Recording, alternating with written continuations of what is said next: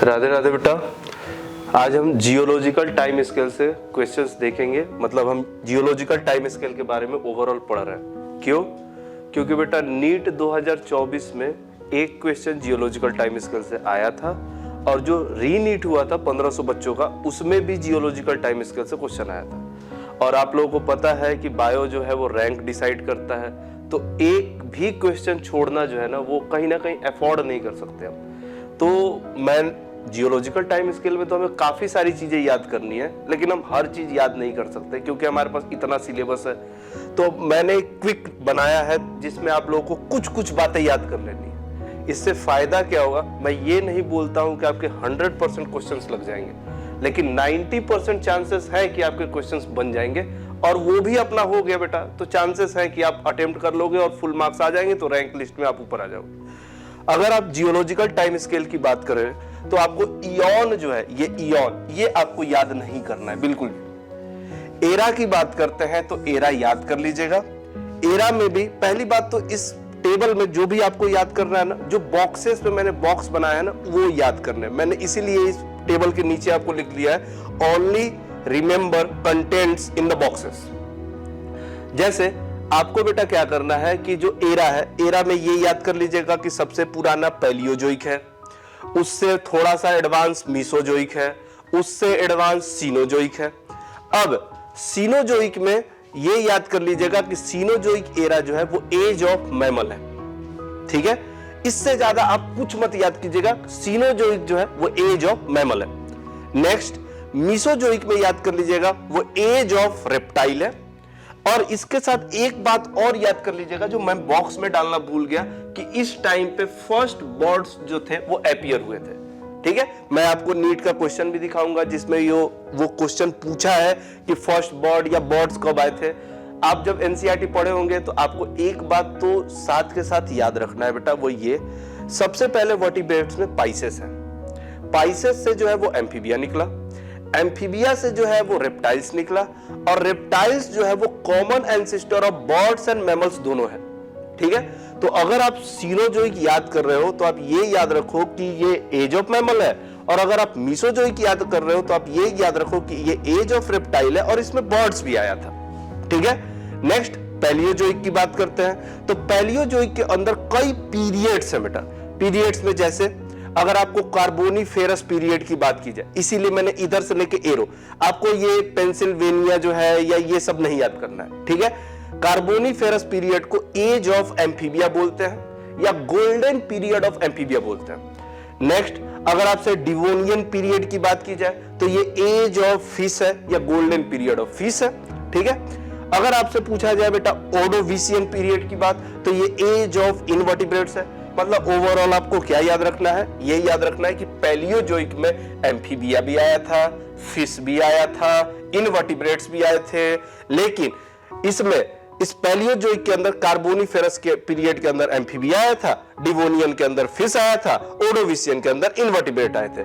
Mesozoic में आपको याद रखना है ये एज ऑफ रेप्टाइल है, और बेटा सीनोजोइक के अंदर आपको याद रखना है एज ऑफ मैमल है। ठीक है, अब जो रीनीट हुआ था ना उसमें क्या पूछा था कि जो ये सीनोजोइक है, ठीक है, या जो मीसोजोइक है, ठीक है, या जो पैलियोजोइक है, इसके अंदर जो पीरियड्स है उसको रीअरेंज करो ओल्ड से न्यू की तरफ। जैसे अगर हम मीसोजोइक की बात करते हैं तो सबसे पुराना टिरैसिक हो गया, फिर जुरैसिक हो गया, फिर क्रिटेशियस हो गया।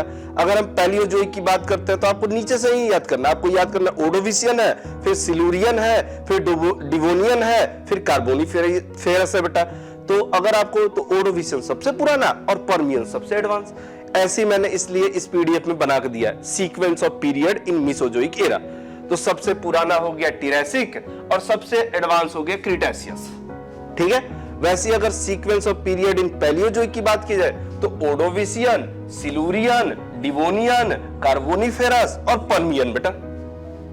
ठीक है, नेक्स्ट आपको मीसोजोइक हो गया, पैलियोजोइक हो गया, सीनोजोइक वाला याद नहीं करना है। ठीक है, आप कम से कम मीसोजोइक और पैलियोजोइक के जो पीरियड्स हैं उनको तो सीक्वेंस में याद कर ही लीजिएगा। ठीक है, नेक्स्ट एवोल्यूशन ऑफ प्लांट जानते हो, इसको याद करने में आपको मौत आती है बेटा। ठीक है, अगर आपसे एवोल्यूशन ऑफ एनिमल पूछा जाए तो इसको भी याद करने में आपको मौत आती है। तो हम इसको क्या करेंगे ना कि सीक्वेंस में ना याद करके हम इसको तोड़ तोड़ के याद करते हैं। तोड़ तोड़ के जब याद करते हैं ना तो क्विकली याद होने के चांसेस है और गलत करने के चांसेस कम है। और अगर आप तोड़ के याद करते हो ना तो जैसे पेपर में क्वेश्चन है उसका एक सीक्वेंस बना लो, तुरंत वहीं पे इसे तोड़ तोड़ के कर लो ताकि आप सही करने के चांसेस बढ़ा लो। जैसे जैसे हम देखते हैं ये प्लांट वाला है, ये प्लांट वाला है।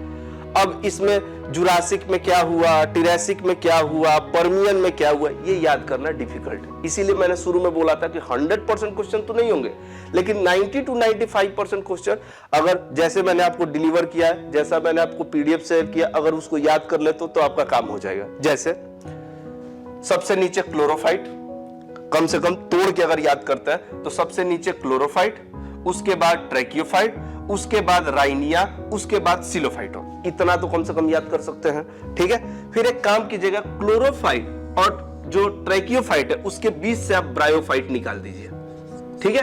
तो हम ये कह सकते हैं कि क्लोरोफाइट से ट्रैकियोफाइट निकला और बीच में ब्रायोफाइट निकला। तो हम ये कह सकते, ध्यान से आप देखिएगा तो हम कह सकते हैं क्लोरोफाइट से दो निकले, एक ट्रैकियोफाइट निकला और एक ब्रायोफाइट निकला बेटा, ठीक है।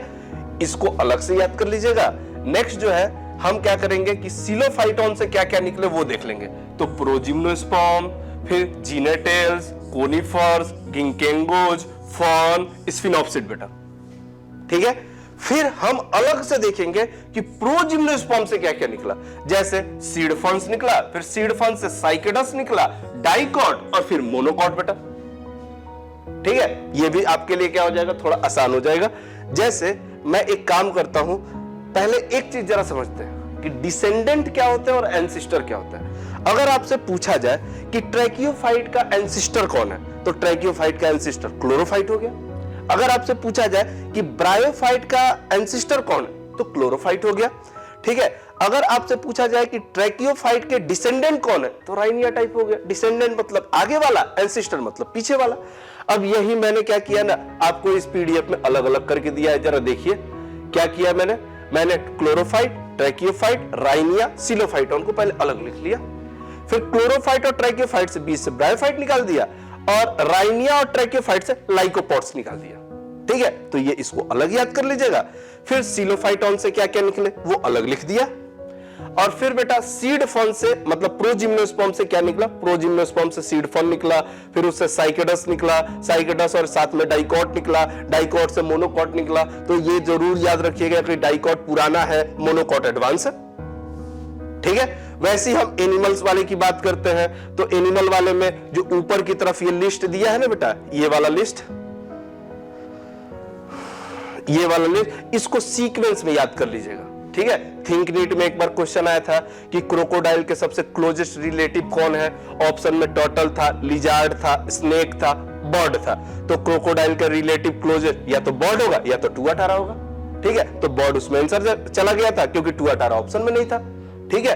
तो एक सीक्वेंस तो आप ये याद रख लीजिएगा, turtle, lizard, snake, tuatara, crocodile, birds, mammals, ठीक है। उसके बाद आप एक काम कीजिएगा, एक ओरिजिन ऑफ मैमल याद कर लीजिएगा। जैसे अर्ली रेप्टाइल्स, अर्ली रेप्टाइल्स से क्या निकला बेटा तो साइनेप्सिड निकला, साइनेप्सिड से पेलिकोसॉरस निकला, पेलिकोसॉरस से थेरेप्सिड निकला और थेरेप्सिड से ऊपर की जब जाओगे तो मैमल्स। मतलब सीक्वेंस क्या हो गया, अर्ली रेप्टाइल्स, साइनेप्सिड, पेलिकोसॉरस, थेरेप्सिड और मैमल्स बेटा, ठीक है। फिर एक सीक्वेंस और याद कर लीजिएगा, अर्ली रेप्टाइल, सौरोप्सिड, सौरोप्सिड से क्या निकला थिकोडॉन, थिकोडॉन से डायनासोर्स और डायनासोर से बर्ड्स निकला, ठीक है, ठीक है। ये तीन सीक्वेंस यही मैंने पीडीएफ में आपको दिया है। जरा सा हम पीडीएफ एक बार क्विकली आ जाते हैं बेटा। देखिए पीडीएफ में क्या क्या मिला है आपको।